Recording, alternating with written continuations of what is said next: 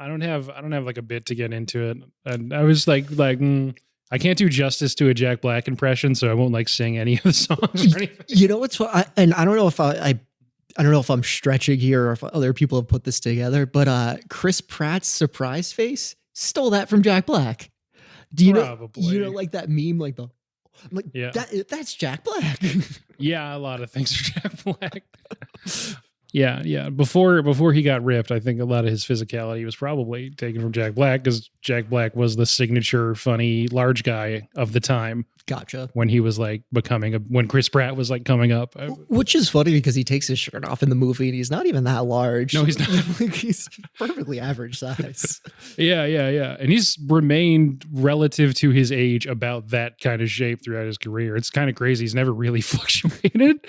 How long he's been in the public eye since the late 90s, really mid 90s maybe, but anyway. Oh yeah, is that Tenacious D? Was that the late 90s? Or was that was before this, right? The Tenacious D show was the late 90s. Okay. And he was even like, I think doing Tenacious D before that. So do you know when the movie came out? It had to be before Pick this. of Destiny was after this. But okay. the Tenacious D TV show was before this. Gotcha. Okay. Mm-hmm. But we should, I guess we're just starting. So let's do the thing. As you know, I usually say, as you guys know, but it's just you and I here today. So as you know, I don't know how to start the podcast yet.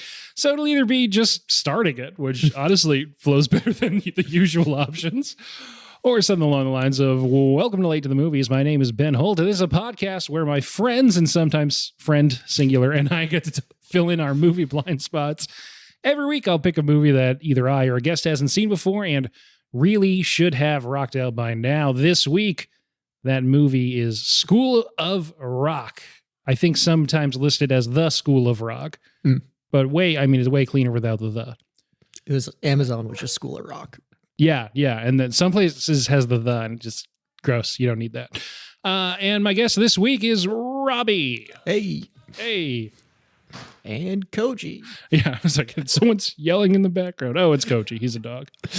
Yeah, so there's going to be some background noise, but we're around in the studio. Who cares? It doesn't matter to me. I think it'll be fine. Yeah. Before we get into talking, before we get rocking, as always, I'd like to start by saying, have you watched anything good recently? Or anything mediocre or whatever recently? I have. I was actually pretty excited. Last night I watched Thor: Love and Thunder. Okay. And I actually really enjoyed it. I know it didn't get a lot of love from a lot of people, but I don't go into Marvel movies with expectations other than like it's going to be an okay movie. And it was like slightly better than okay. And I'm like, all right, that's kind of all you can do now. I think we probably talked about this before, but Will and I went to see it. And you know how enthusiastic Will is about everything. And even the stuff that like doesn't work for me is just someone who watched the movies. He's like, yeah, but you got to understand it relates to this. And it's because of this in the comics. Yep. And it finished and he just went, going to have to digest that for a little while. Oh, jeez. Like, uh-oh. there was parts of it, like the goats that were just screaming. I was like, this is dumb, but it's making me chuckle. Do you know, like 42 times or something? That's where it was like a little too much. Yeah. But I will say too, it was a little like, I don't know. Again, I might be looking way too into things, but like the scene where he empowers all of the kids to fight, I was just like, oh, so this is where we are as a country now, huh? Like we're no longer like just protecting children. We're like, no, you can fight the school shooter that breaks. And you know what? Like, I know that's a bit of a stretch, but it does kind of feel like a weird message. Yeah. I don't know if that's exactly what they were trying to reference, but I could see why, like, you know, temperature of the room being what it is, that's what your mind goes to. But yeah, that's my low note, but it was an interesting movie. That did not come to mind for me. Just we're looking at it as like a movie. Does it work? The villain's right the whole time. The whole entire time. It's not good to steal kids, but he didn't really do anything to him besides steal them. And I feel like they tried to like, I don't know, make him bad with kids, but the fact that he was even trying to be like, because that scene with the snake thing, they're trying to make him look scary. And I'm like, oh, this is just a guy that doesn't know how to interact with kids. Do you know? Yeah, like, right, yeah. Like he's just socially awkward. He's just like, he's not like trying to be mean to him, and he clearly like had no intention of hurting them. Yeah, but the central thesis that the gods do not care about us and are not worthy of our worship is never proven inaccurate in the movie. In fact, it's repeatedly proven to be accurate. Except for Thor. Yes. So, like, is the it's message too bad like, that he went to Thor like second. It's just like for his plan. It's too bad he went to Thor second. So is your message here that like most gods are bad, but the one that looks like Jesus is okay? Is that where we're going with it? Oh, geez, yeah. And I'm sure that's not where they're going either. I just put my own thing, but it's a funny message when you think like all gods are bad except for maybe Thor. I think the part that sealed it for me was the closing statement of like they just call them Love and Thunder, and I just got such a kick out of that. I really enjoyed that. Like, I don't know. And that's actually Chris Hemsworth's daughter, I think. Oh, really? Yeah. Okay, that's pretty cool. And like the wolf lady that he has sex with is his wife. Or partner. I don't know if they're married. I should say partner. Sex with a wolf lady on a lady wolf. That part got me too. I thought that was kind of funny. Yeah, and you know who else it got? Taika Waititi. He loves his own jokes. So he narrates this movie and like is a self-insert as the Rock guy who you're like, oh, he died. Maybe some no, he's still here. He's just a face now. Oh, I didn't realize this. That's just Taika Waititi. Yeah. It's really funny. Yeah. Really funny. I think your mileage can vary on that. He does get a kick out of his own jokes though. Like that can be said for him. I enjoyed how they displayed Zeus too. I mean, even outside of like a Marvel universe, like that was a pretty accurate Zeus. Yeah, well, it's and it's Russell Crowe, and that was like the biggest movie star for a while. And wow, yeah, when you put an actual movie star in these movies, you're like, oh wow, charisma and competency. It's crazy. Speaking of that, and we can get to that, but I just recently rewatched The Nice Guys. Sure. I don't know if I just didn't appreciate it the first time, but I watched it again and I was like, oh my God, this is one of like the funniest movies I've ever seen. Nice Guys is a huge film Twitter reclamation project thing where like everyone who's too online is like, well, this is like the best comedy of the last 20 years. Like and like no one else even knows it exists. Like I already watched it before and I just remember thinking like, oh, it was decent. And then I think like the preview came up on Netflix and I was like, this seems funnier than I remember. Yep. And it just killed. Crow's maybe I was too young. Gosling's like maybe never better. The little girl in it, just like top-notch acting. That movie's awesome. Everyone. I don't mean to dunk on Love and Thunder that much. It was what you expect at this point. Yeah. I didn't, the build-up promised, okay, maybe not even the build-up, but the promise of like Thor and the Guardians at the end of Endgame is really just done away with pretty quickly in this one. That's a good point. I don't know why they bothered to do the beginning at all, because it didn't, like, I expected them to show up. I thought instead of like Jane showing up, Chris Pratt was going to show up. Do you know what I mean? Yeah. I mean, I guess it worked better with like the plot, what they were doing, but like, that's not who I expected to come back in the third act or whatever. Yeah. And I recently rewatched Guardians 2 and I remembered that, this is just my favorite MCU movie. This movie's awesome. And I actually care about these characters and like most of the properties now. This actually has some depth to it that I can think, whatever, et cetera, et cetera. And it's like, for this to be the next note on those guys, like, it's weird they're not looking for Gamora. I thought that's what they were going to do. That's what I was just going to ask. I was like, wait, I didn't think Gamora was just gone, right? Like, what happened? Why was she not there? She dies in Infinity War, and then it's 2015 Gamora that's in Endgame, and she doesn't know them, so she doesn't want to go with them at the end. And he's just going to tell sad stories instead of trying to win her back? Like, what's wrong with you? The end of Endgame is him, like, trying to, like, you see Chris Pratt looking at a screen, like, looking for Gamora's coordinates or something. Okay. And so this being the next note that they pick up on is like, well, they went and did some other stuff for a while.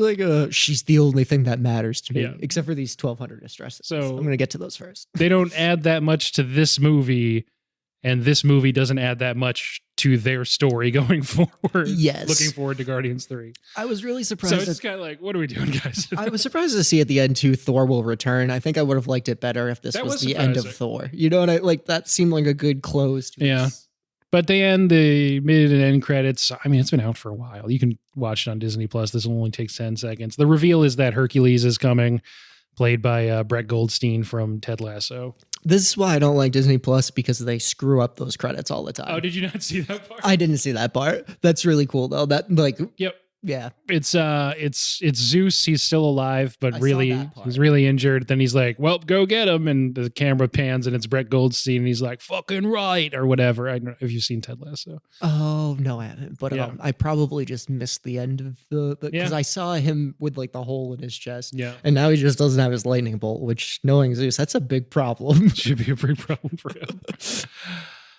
Oh man. Yeah. That's what's up. What have I watched recently? So last week I got on a little bit of a David Lynch kick, and I had never seen Twin Peaks Fire Walk with Me, but I finally watched it, and I'll join the chorus of other internet reclaimers who were like, this movie's actually good. It was panned at the time. Is that like a movie for the end of Twin Peaks? Or? So Twin Peaks ended, and then they made a movie that is both a prequel and has to be watched after Twin Peaks. Never seen it. I've heard it talked about incessantly. Never seen it. Yeah, we can do that's a whole other discussion. Okay. Love Twin Peaks. I'm excited to keep watching. Fire Walk with Me was great. One of the more upsetting things you'll ever see. And then I watched Blue Velvet. And what I was trying, and bringing this up now, because what I was trying to communicate in the Heathers episode, when I said that it was Lynchian, which is an overused term, I just meant like the really, bold colored 80s aesthetic, but just under the surface is some darkness. And that's all over Blue Velvet. And I only watched Blue Velvet after watching Heathers last week, or I would have phrased that better. So I'm just apologizing for my clunky phrasing in the last episode. I forgive you. But what I really want to talk about is Barbarian. That's in theaters right now. If you're hearing this, it's probably still available. All I really want to say about that is, like if you've heard about this, you've probably also heard, go see it. Don't look up anything about it. There's some stuff that happens that is not hinted at even in the trailer. But even that being said, as much as I enjoyed this movie, which is a lot, it did kind of make me wish I hadn't seen the trailer. It would have been really fun to go in cold. Okay. And you asked if it's like that gory. I don't think it's that gory. There's a couple gross moments, but it's mostly tense at the beginning and kind of thrillery, and then it shifts. Can you give you might have to cut it. Can you give an example of a gross moment without spoiling anything? No, because it's also like, whoa. Okay. All right. That's fine. I appreciate if it's integral to the plot, like putting in gross moments that aren't just like, I did this to be gross, if that makes sense. They're yeah. They clearly are. If you can't talk about them, then there's a reason that they're in there. It is not. It doesn't. I don't enjoy like the torture porn stuff. You were asking if it had anything related to Saw, and that stuff does not agree with me at all. And I didn't feel anything like that about this. The mood leaving the theater was, one, very confused, very what the fuck was that? But it was also very jovial. Okay. At the end, everyone was like, well, that was a fun time at the movies. Gotcha. Just overhearing the conversations from my fellow theater goers. So how would you compare it to the Northman? Oh, it's way less gory than the Northman. Oh, okay. All right. This is definitely not a problem. Substantially less. Did you see they're finally profitable? Way less kills. Yeah, I did see they're finally profitable now. They had the VOD push, I guess, really pushed them over, which is good because I thought it was a good movie. I was surprised that like it, I guess, tanked. I don't know if that's the right term. Yeah, it tanked, it bombed, whatever you want to say. Then we're talking about the Northman being finally profitable due to home video sales and rentals.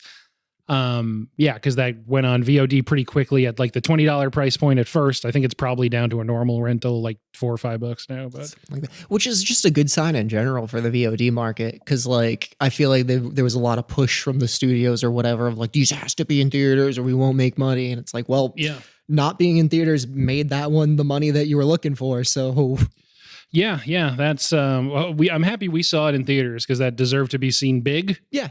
But that's an example of, I mean, a great director on his third movie finally getting like big studio money, and it just the timing and probably the marketing, though I don't know how you market that. That like ideally that kind of movie opens like small, just in like art houses, but when you spend that much money on it, you got to open it in 3,000 theaters. But I like that movie a lot. I'm glad it's finally profitable. Did you? I keep derailed, but did you see Constantine 2 got greenlit? I did. Yeah, I just saw that last night. That's another like. Didn't mean to have this be a theme, but that's another Twitter reclamation project of people being like, Constantine's actually good because it didn't get good reviews. So that one I have loved since day one. I probably watched that like a couple times. You're a smart person because that movie rocks. It's such a good. It's one of my favorite Keanu Reeves movies. Yeah, like, it's so good. That's up there with me for like best comic book movie. And like to hear that they're doing a second, like I'm so thrilled. I'm so. Thrilled. Is it a direct sequel? Which is to say, is Shia LaBeouf in it? That is a good point, because that was like the brief golden moment of Shia LaBeouf where you were like, yeah, he's fine. He's well cast in that. Yeah. As the kind of like nerdy sidekick that turns into an angel in the end credits. Don't worry about it. Yeah, don't worry about it. He's in heaven. We don't have to see him again. One of my absolute favorite Tilda Swinton performances. Oh, yeah. With the hair, it throws me off. As the angel. Yeah. Gabriel. Great depiction of Gabriel, too. Like, I really just loved the, like heaven and hell both suck. Like, that's such a good, like, I don't know. When we did the Heathers episode, I don't know if I had seen 3,000 Years of Longing yet. I went to see it in a theater where I had it all to myself. That's the new George Miller movie, his follow-up to Mad Max Fury Road. Okay. That no one went to see. In between the last episode where I didn't mention that I had seen this movie and now, in which it's only been 2 weeks, that movie is already available on demand. So I don't believe it made its money back, but maybe it can take the Northman long route. We'll see. Yeah. And yeah, just to say, Barbarian, it's set in modern day Detroit. It's not about like a barbarian tribe or anything. Gotcha. That's why I was asking about the Northman, because I just assumed. I realized that later, but it was like, oh yeah, just in case anyone else is confused, because why wouldn't you be? Especially if people are telling you don't look up anything about it. Well, then I have no idea what's going on. Yeah, no, it's like set in modern day Detroit. Interesting. Yep. Okay. That's good. I don't think we're going to talk too much about the movie today, which is why I think it's fine that we did 20 minutes on other stuff. Oh, gotcha. Yeah. Or maybe 15 once we cut out wine time. I mean, honestly, I think all of that was pretty good content. I actually do too. It was a good discussion. See, when it's just a couple people, it's really easy to stay kind of like on point. And before the wine kicks in, let's talk about School of Rock. So Dead Rocker Society. So I'll say for my part, when this movie came out in 2003, it was probably one of my favorite movies of the time. I definitely remember it making a big impact on me and all the other middle schoolers. This might be the first thing I'd seen Jack Black in. I'm wondering if either this or Shallow Hal. But this is one that I actually like went with other kids in school to go see in theaters and stuff. And This was like, oh, it's about, I guess the kids are supposed to be 10, but they look older, I think, right? They look like they're freshmen. Yeah. And I think like in 7th grade. And so they looked except for like 2 of them. There was like 2 of them that looked like they were maybe like 10. Yeah, that's true. I guess Miranda Cosgrove looks pretty young, from iCarly. She was probably like 11 in that. Yeah. She might have actually been close to. But I think some of them do look like they're at least in middle school. They don't look like 4th graders. That's 10-year-old. No, I mean the rocker, like the spiky hair, he looked like he was like a freshman. Aretha Franklin, I forgot her. She also looked like she was older. But yeah. Anyway, all that being said, all that just to say, it seemed like a lot of these kids were my age when I saw it, and that was cool to see. And Jack Black being like, oh, this is the guy. This is a guy I would want to hang out with as a kid. He clearly is cool. And so this movie made a big impact on me. but you haven't seen it before. No. To be honest, I kind of had the opposite. I don't think I remember when it came out, but I think by the time people were talking about it, it was all of the like show choir kids in high school. And it was like, so it was like that. I've never seen Rent, like any of those movies that people could not stop talking about. I was very much one of those like contrarian kids where I was like, I'm just not going to see it. Like, I don't like music. Horrible take. I don't know who like, I don't know. It's just a fun, really competently made comedy. It was a good movie. It was a very good movie. And I love music, so I don't understand what kind of edgy I was trying to be, but it didn't do well. At the time, not accounting for inflation, the highest grossing music themed comedy of all time, eventually being by Pitch Perfect. Oh, interesting. Which is also very much that same group of kids that you probably didn't want to talk to in high school. Didn't see it. Whereas I was in a cappella groups. But let's move on from that quickly. Do you want to give a 1 minute plot summary? Okay, yeah. You don't have to. I'll have Koji do it. No, yeah. Oh, I wish he was still here. All right. So I would say, all right, starting. Whenever. All right. So Jack Black lives with his roommate and his roommate's girlfriend. Kind of unclear how that situation came about, assuming she moved in later. But girlfriend's a little controlling. Roommate's a little bit of a pushover. Jack Black is definitely a slob, doesn't want to do anything, wants to be in a rock band. Very quickly, it's determined that he needs to pay rent. He gets kicked out of his band where he was anticipating on making a bunch of money to pay rent. So gets a phone call, ends up lying about being his roommate, goes to this very elite, prestigious school to be a substitute teacher, and isn't just intending to slack off, get a paycheck. Ends up discovering these kids are actually really talented at music and was like, all right, let me try to train them. They're going to be in a battles of the bands. Things ensue. They bond. It's a big, happy, heartwarming thing. Then he gets found out right before the big show. They end up going to the show anyway. Miranda Cosgrove's the band manager gets them to go pick up Jack Black. They go, they play the Battle of Bands. They don't win it because that's not what's important, but they do get an encore because that is what is important because now the parents accept them and love them. Everybody's all happy and the movie ends. Yep, that's pretty much it. Good movie. Let's do the important players in this one. Jack Black as Dewey is the main character. Yep. Most of the kids are just kids. I think they're child actors. I don't know how many of them kept up with it aside from Miranda Cosgrove. And other adults in the movie, Mike White, who plays the roommate, the actual Ned Schneebly. He's also a prolific writer. He wrote this movie and I believe was like the main creative force in it. You may have seen last weekend, or actually earlier this week because it was on a Monday night, he just won a couple Emmys for The White Lotus. Is he the guy in Forgetting Sarah Marshall that's dating that just married the other girl? He's like the nerdy, like he was super religious. They never had sex before. No, that's Jack McBrayer. Oh, okay. Looks kind of similar though. Similar, right? yes. Okay. Similar vibe, used similar in the same like family of comedies. Okay. All right. So that's Mike White. His girlfriend, who isn't in that much, is Sarah Silverman, who ends up being very, very famous, but is kind of right on the cusp at this point. She'd already been in a bunch of movies, but not like as a lead. Yep. And I don't think she really hit it big until like right after this, pretty much. She doesn't really seem to still be around too much now. I mean, she does stuff still, I think. Okay. Not trying to like put her down or anything, but yeah, I mean, the Sarah Silverman program isn't on anymore, but she's still in stuff. And I mean, she's got that Disney money now. She's technically a Disney princess because of Wreck-It Ralph. She's one of the main characters in the Wreck-It Ralph movies. Gotcha. That's interesting. Uh-huh. I've always liked her. She does have some like garbage takes when it comes to defending other people, but I guess I won't hold that against her. Helpful not to think about that when watching Wreck-It Ralph. Yeah, I thought it was a good bit. Like, no, it wasn't. And Joan Cusack, I guess, is the other notable adult in this. She plays the principal. Joan Cusack. Yes. Okay, I was like, John Cusack was not in this movie. Sister of John Cusack in plenty of movies and probably overqualified for this role, but she's in there just for her delivery on all your children are missing. so. I wanted to mention that part. That was just like superb. Like, and I love that she put herself in the corner before that. Like, it just really seemed like it was like, all right, I need a timeout.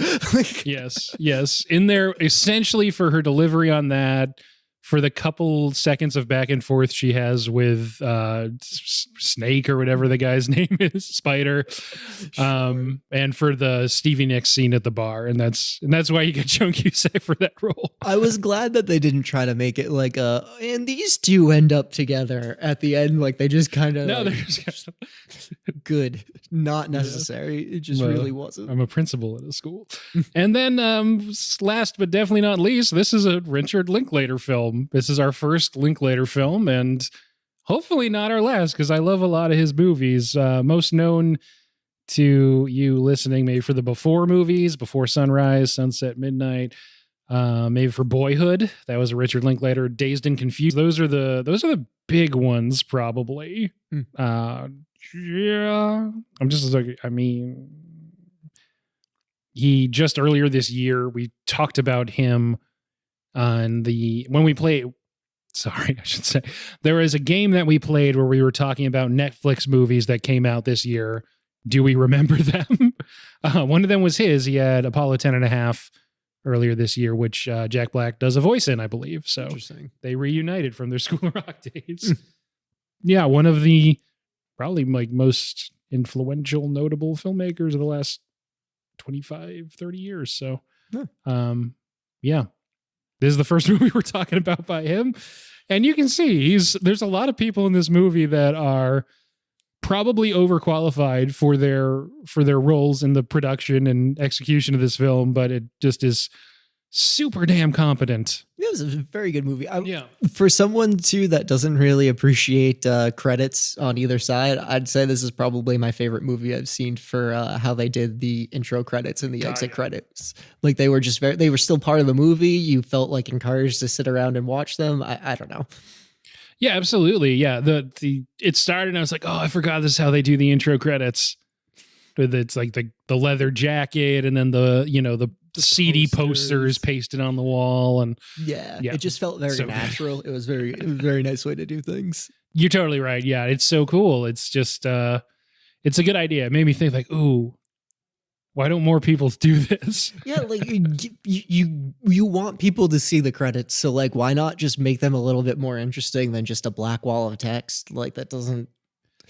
Yeah, and it seems like such a simple thing to be like, okay, why don't we have the credits relate to the vibe of the movie and instantly put you into, before Jack Black has any dialogue, you know exactly how his character sees himself, how everyone else sees him. Yes. And that's what you need. I mean, we're in it. Anybody that's been to like a punk concert at a punk venue, like all of that just felt like, oh, this is very punk. Or the people sitting at the bar going, we got to get out of here. These guys suck. Yes. Yep. Very good. Get you right into it. Yes. Yeah. It's efficient as hell.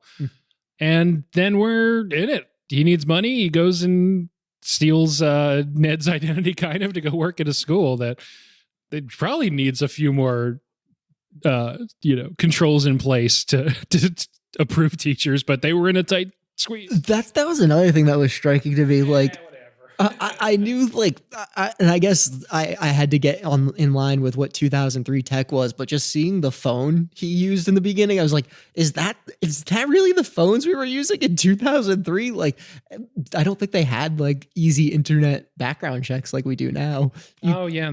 That's a good point too. This is almost a 20-year-old movie. Yeah, like you couldn't do that these days because like somebody would be like, "Oh, you want to apply? Okay, what's your social? Let's look up everything about you." They would Google and see a photo of you within 10 seconds. Oh yeah, no problem. Yeah. Although also in this day and age, you just have to be like married to someone in the military to be a teacher, so they wouldn't have cared anyway. Exactly. Yeah. Oh man, yeah, a pretty cool movie. I always like the vibe of every part of it. Is just I like the journey. Yeah, it didn't really seem to have any like I don't know what the word for it is, but just like low moments. it was very like Chekhovian, if that's a word, where just like every part advanced the story forward. Okay, yeah. It just didn't really feel like they wasted any time with it. No, yeah. There's no downtime, and it still preserves. So a lot of Linklater films are considered to be hangout movies, Dazed and Confused, and some of the other ones that are not super like specifically plot driven, but it's still like the vibe of people are hanging out. Yeah. And this has like a nice blend of that with sort of really polished, almost studio movie stuff where we're moving forward. Yeah, like I feel like in most movies, like the turn is gonna come or whatever, and they kind of like drag it out. Like there's like the montage of being depressed or like whatever. But it was very nice of like he's found out. You got about 2 minutes before the kids come back and take him back to the concert. Like I don't need all of that extra. Like let's drag this out. Like just get to it and. Yeah, and the down point of his arc is also one of the bigger laughs in the movie, where he says, "I've been touched by your kids, and I'm pretty sure I've touched them." Just like running out with the guitars. It's like, oh, they would try to arrest him, like immediately. Why didn't he get arrested? I don't know. The only thing I could think of is the police were like holding back the parents so they didn't form a lynch mob right there. Yeah, that's a good point. I don't know. But this isn't a movie that really needs to be like, why didn't this happen? Here's a plot hole. It's just like, how did Jack Black get his powers? No one told me how he learned how to play guitar, so I'm just lost. Just can't appreciate it. And yeah, I don't know. It's this being your first time watching. You already said you were kind of surprised just from oh yeah, this is a fine movie. Why was I avoiding this thing? Yeah, well, not even that. Like I knew why I was avoiding it, but like, I don't know. Sometimes I feel like Jack Black's humor can be a little too silly for me. And I don't feel like I got to, like, there wasn't so much of that, like, going on, which is, it's fine and it works sometimes, but also sometimes it goes on a little too long, probably an unpopular opinion of mine, but, no, I don't think that's an unpopular opinion. I think everyone has their limit with that, but yeah, he's, it's such a good use of his appeal and his persona in this movie. I mean, throughout his career, he's always been pretty much inextricably associated with music. And so using both his comic persona and his musical chops in this is just like the perfect marriage of performer and role. Well, and I really liked how they portrayed his character too, because even like one of the like, I guess, montage scenes, they show like the whiteboard where he has all of the different like types of rock. And you can see like, you may think this person is an idiot, but if he actually wanted to teach a course on music, he could teach a very good course on music. Yeah. He just doesn't want to do that. Yeah, which is why I think it's like a really graceful note to end on, that he actually does like start a business with Ned. Like teaching music to it's kids. Funny to watch too, totally. Because like as the viewer, you're just like, you should be teaching. This is what you're supposed to be. Yeah, he clearly connects with kids on this, and it's not that unbelievable. Like, I'd say in real life, he should probably be teaching music. Like, I mean, he makes more money as an actor, but like, I'm sure he'd be a phenomenal music teacher. Yeah, and even though the kids are, whatever age they are, they're all supposed to be 10, but he doesn't talk to them like little kids.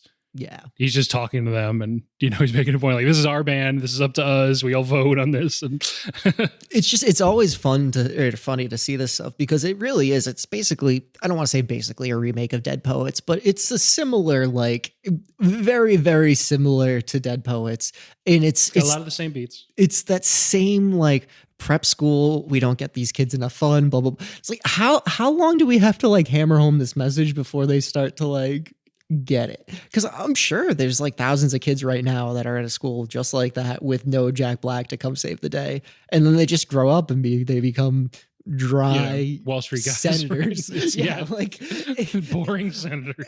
You watch them make decisions and how they talk, and you're like, what's wrong with you? And you're probably like, oh, they were the kids that didn't get to meet Jack Black. Yeah.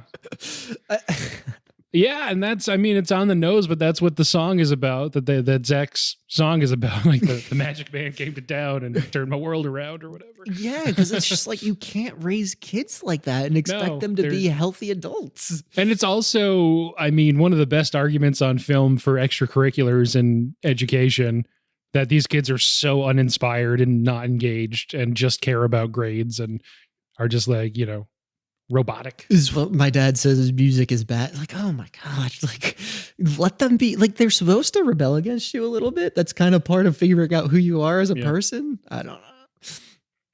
Yeah. But this is obviously like, these kids aren't all going to pursue music professionally, but this experience has made them more complete people. Right. And he even highlights that when he's talking about the kids to the parents, just specifically with the Miranda Cosgrove character. But he's like, she could be president right now. I'd vote for her. Yeah. Right. Yeah. He doesn't say these kids are going to be like rock stars. He said these kids are going to be like really successful professional adults. Yeah. Like they're very talented. Yeah. Yeah. That's a good. It's just a very positive movie without being corny, and I think that's a hard needle to thread.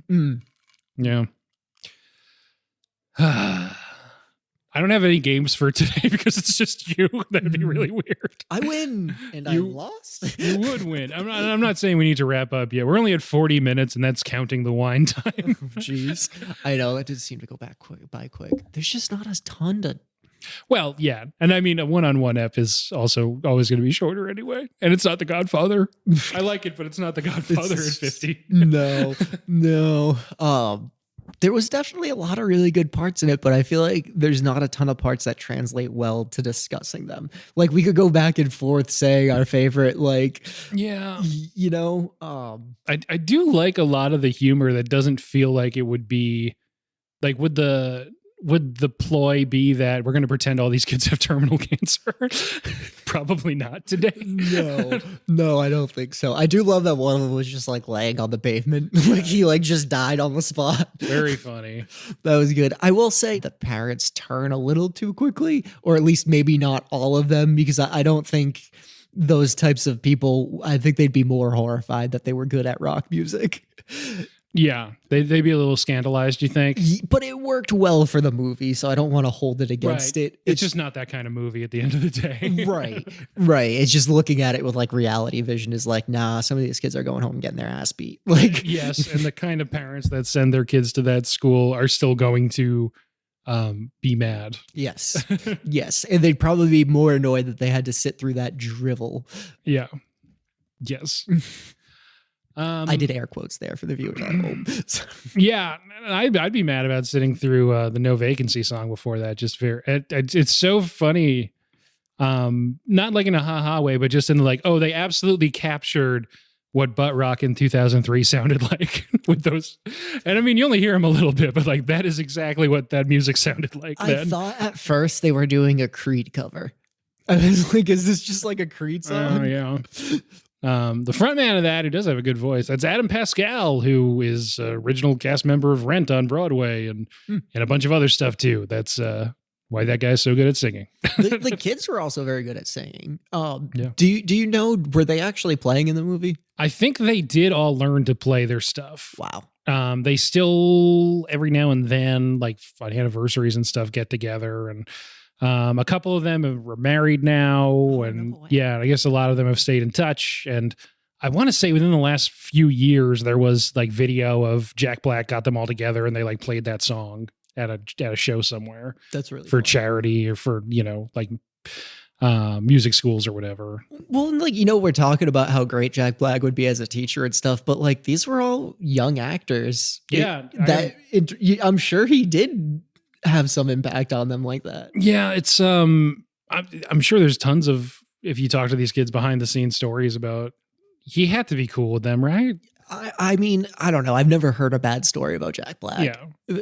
It just is, and I didn't do that research. I'm sure it's out there, and I apologize, but we're just going to assume that he was cool with them and that there are good stories. I really hope he doesn't have to do a correction on the next episode. I looked into it. They all hated him, man. He beat them? I don't even know how that was allowed. Yeah. Oy. But yeah, this is a movie that came out right when I was sort of figuring out my own musical taste. And I think for a lot of, I would have been 12 or so at this time. I think for a lot of, especially white guys figuring out their musical taste at the time, highly influenced by my dad's musical taste, which is a lot of what's in this movie. Yes. So it kind of hit on that for me with like Led Zeppelin and AC/DC especially, I think, you know, and that's what's on popular like rock radio at the time too. So it's a real rockist mentality that sort of took over for a while. And then within a couple years I found emo, and then after that indie rock, emo again. And then emo again. Yeah. Last concert I went to at this point is My Chemical Romance, so I can't escape it, I guess. I saw something like a meme that was like, getting older is realizing your music taste did actually peak when you were 14 or something like that. Yeah, it did. I think earlier this summer, I had the realization that every band that I'm going to see this year is a band I was already into in high school. Yep. Yeah. That's just still coming around. I'm like, yeah, never better. It's like, yeah, they probably have lost a step. No, they haven't. They're better than they've ever been. Jimmy Eat World's playing Providence next weekend. Looking at those tickets, like, that's fantastic. Maybe I could do that. I'd love to go see the All American Rejects again. I don't know. Yeah, I only ever saw them in college, so I feel like I'm safe from that. Oh, they were good. Yeah, no, I enjoy. They put on never been better. They put on a very good show, is from what I remember. Yes. Like they were very like energetic and like involved with the crowd. Yeah, absolutely. But yeah, did you have a classic rock phase ever? Oh yeah, I still have a classic rock phase. Sure. I like enjoy Leonard Skinner, and I like Rush. I like Jethro Tull. I don't know if that counts. Yeah, more folk rock. I don't know. Yeah, more flute rock. Flute rock. See, that's the thing. Like any artist, like that's why I love Yellow Card, because they put violins in. If you put an instrument in that's not mainstream, you get like 50% of my vote, because I just love being able to morph that into where you don't expect it. Yeah. But especially violins and piano. Piano's more common, but I love a good piano. Yeah. But yeah, I think it does a good job sort of bridging. I mean, it is all like, you know, whatever you want to call it, dad rock, classic rock, and I don't know. But that's what this is. But it's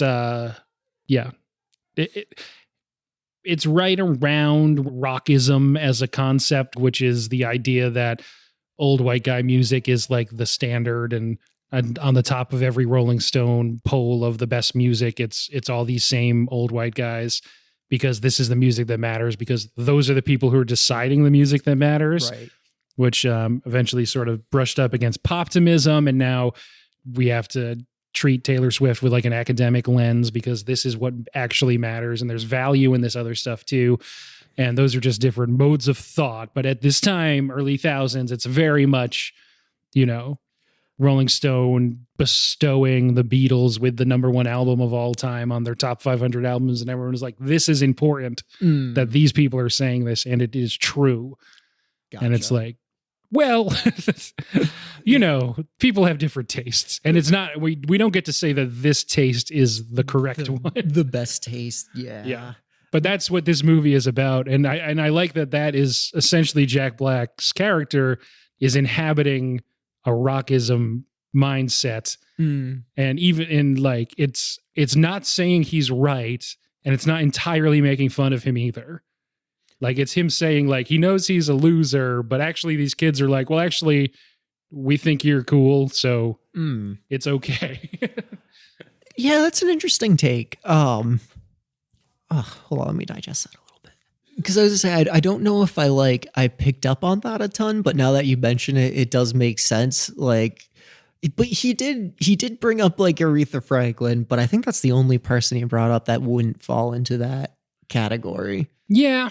I mean, they talked about prog rock a little bit. And I think on the board, he had a couple of things. Like, he had blues, he had some funk, he had like threads drawn to, but they never covered them in the movie. Yeah. I guess Aretha's the only person of color that's like a reference point. And like, even that you kind of have to discredit a little bit, because he was talking to a person of color, and it's like, You're gonna like, yeah. Although, I mean, in that exact example, it is a good example that right. he uses. I wouldn't have like taken it like, oh, that's it. No, it made sense. It fit. It was perfectly fine. But yeah, no, that's a very interesting, because he isn't portrayed as like someone you'd want to be. And he even says it in the song, like, do what I say, not what I do, or something like that. Yeah, when the kids try and like get him out of bed, he's like, you don't want to end up like this. I'm a loser. And they're like, suck it up. We got a show to play. I just love that. Right. Well, because none of the kids like gave up on their schooling to go join him. They just do it after school. And like, he's definitely the type of person you want to emulate for like how to have fun or how to let loose, just not base your entire life around. Yes, it's a very healthy movie in that standpoint, because like at the end of the movie, they've defined like clear, healthy boundaries for when to interact with this guy. Yeah, like they didn't have the principal, like, because they could have had the principal run to his house and knock on the door and be like, we need you. You have to be the new music teacher. No. But like, no. At the end, she still says she's mad at him. Yeah, so, like that was not his path. Like his path was an elective after school program. Yes. That's perfect. Yep. You probably should be teaching classical in school, and you should probably pursue rock outside of it. I think that's a fair delineation. Yeah, I think that's probably pretty fair. Good. It's a good movie. It is a good movie. I enjoyed it quite a bit. I think it's a good time to mention, because I've just been thinking about this lately. The reason I never want to do stars is because this will never happen. But if we got big enough that we were aggregated into a site that compiles ratings, okay, I don't want it to be eligible for that. We don't do a star rating. So Rotten Tomatoes can never say how fresh a 3, whatever scale we've used before out of 5 is. I see what you're saying. And when I was thinking about that, it was because of a movie that Joan Cusack's brother is in, John, which is 1408 or whatever. And where he's like, it's him and Sam Jackson is in the supporting role. And it's a horror movie where he's a horror, or he's like a haunted locale reviewer. Okay. And it's about a hotel room that he goes to. And the pull quote from the trailer is Sam Jackson going, "It's an evil fucking room," or whatever. And he rates everything on a skulls, like how many skulls out of 10. I was like, that's great. No one can ever aggregate that, because he can be like, you don't know what a skull's worth. You don't know what a skull means? That's 100 points on your scale. Yeah, it's like, and that's why everyone has their own scale and system. And I think, a 3 out of 5 isn't the same as a 6 out of 10 on anything, because that's just not how our brains work. No. Yeah. And I think a 3 out of 10, I don't think if I saw a movie was rated 3 out of 5, I wouldn't be like 60%. That's a failing grade. It's like all these scales mean different things. Yeah, no, that's a good point. And since we had some time to pad, I figured this would be a good time to explain why I want to use nonsense scales in every episode. I like that. That being said, Letterboxd only lets you use stars, so these are all averaged out, and I put it as a star rating on Letterboxd. All right. Where you can find us at Late to the Movies, that's the number 2, on letterboxd.com, where I'll compile and share all these ratings on a scale of 1 to 5, or actually I think you can go to 0. On a scale of 0 to 5 of your choosing, counting up by halves, what would you give School of Rock? I think I'd give it 4 octaves out of 5. That's a good one. I figured octaves works well. I think they also only go up by halves. Yeah. 4 octaves out of 5 is a good rating. Both in terms of that's a high rating, but also the rating scale is good. I can only think of inappropriate ones that I don't want to say. Like terminal children or children touched. So that doesn't even work out of context. So maybe 4 children out of 5. I'm also gonna give this 4 face melting guitar solos out of 5. Perfect. Yeah, that's a good one. That's a good one. All right, so you can find those scores on Letterboxd. You can find us on Stitcher, Spotify, Apple Podcasts. I got an iPhone in the last couple weeks since I last recorded, so I can now listen to this on Apple Podcasts. Finally, yeah. Spotify, Stitcher. I think I already said Podbeans. Google Podcast. That's when you Google a podcast and hit play. If you haven't found it, you don't want it bad enough. And if you haven't found it, I don't know how you're listening at this point. You have already found it, but people always say this stuff at the end of their podcast, and I like copying people. It's fair. I always cheated on tests. JK, in case any of my teachers are listening. Maybe if somebody sends it to you. I don't know. Oh, that's true. Okay, maybe that's why people say that. Or they'll be listening on Podbeans and like, can I not listen to this on iTunes? Like, you can. You can, actually. Or vice versa. Like, I have a podcast, sure, but where's the Podbeans link? Well, we've talked about that for too long. We have a storefront on TeePublic that is Late to the Movies. You have an Instagram account where once a week I'll post a fun poster from the previous episode. That is Late to the Movies _podcast. That's also the number 2. Same with the Gmail account, latetothemovies@gmail.com. And that's pretty much all the bookkeeping for us. So thanks, Robbie, for being on this episode. Cheers. Cheers. Oh no, there's usually like a fun joke to end on. You're tacky and I hate you. Nah, good.